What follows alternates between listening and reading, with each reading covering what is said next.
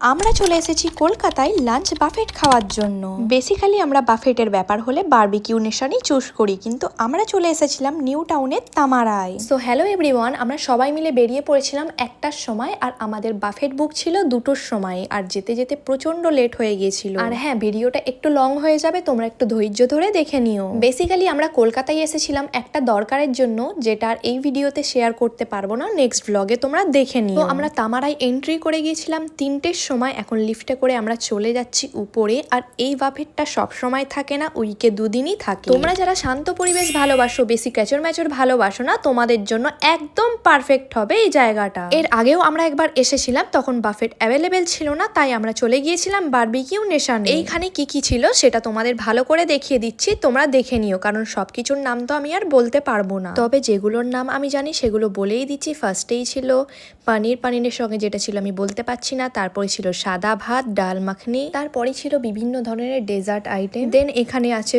Fish, তারপরে chicken, আরো অনেক কিছুই ছিল। মাটন বিরিয়ানি ছিল, যেগুলো এখানে তখন রাখা হয়েছিল না, তাই আমি দেখাতে পারি। আরো অনেক স্টার্টার ছিল যেগুলো কিচেন থেকে দেওয়া হচ্ছিল, তাই এইখানে সেগুলোও দেখানো হয়নি। আচ্ছা, তোমরা বলো তো, তোমাদের এই বাফেট বারবিকিউ নেশনে খেতে বেশি ভালো লাগে না রেস্টুরেন্টে খেতে বেশি ভালো লাগে? ইদানিং তো আমাদের এই বারবিকিউ নেশন বা বাফেটে খেতেই বেশি ভালো লাগছে, কারণ এইখানে সব রকমের জিনিস একদম হাতের কাছে পেয়ে যায়, আর খাবারগুলো ভীষণ টেস্টি হয়। আর এইখানের এই ফুচকাটা দারুণ ছিল কিন্তু, আর ফিশ ফ্রাইটা তো মানে কোনো কথাই নয়। তোমরা আমার মুখের এক্সপিরিয়েন্স দেখে বুঝতেই পারবে যে কত পরিমাণে টেস্টি ছিল। আমাকে এই তামারার লাঞ্চ বাফেটটা সব থেকে বেস্ট লেগেছে এই ফিশ ফ্রাইটা আর চিংড়ি মাছের এই আইটেমটা, যেটার নাম আমি বলতে পারছি। তারপর ছিল সব থেকে বেশি ইন্টারেস্টিং একটা জিনিস, এই লাইভ পাস্তাটা। যে যেরকম ভাবে খেতে চাইবে তাকে সেই রকম ভাবেই বানিয়ে দেওয়া হবে, একদম প্রফেশনাল ভাবে। পাস্তাটা দেখে যেমন লোভ লাগছে, খেতেও কিন্তু একদম মুখে লেগে থাকার মতো ছিল। বাকি মোটামুটি কিছু কিছু জিনিস আমাদের অ্যাভারেজ লেগেছে। আর এখানে বোন সব রকমের স্যালাড এনে রেখেছিল। তারপর আমি যেই ফ্লেভারে আইসক্রিম চেয়েছিলাম সেই ফ্লেভারে আইসক্রিম দিয়ে যায়, আর সাথে এখানে মটন বিরিয়ানি খাচ্ছি, যেটাও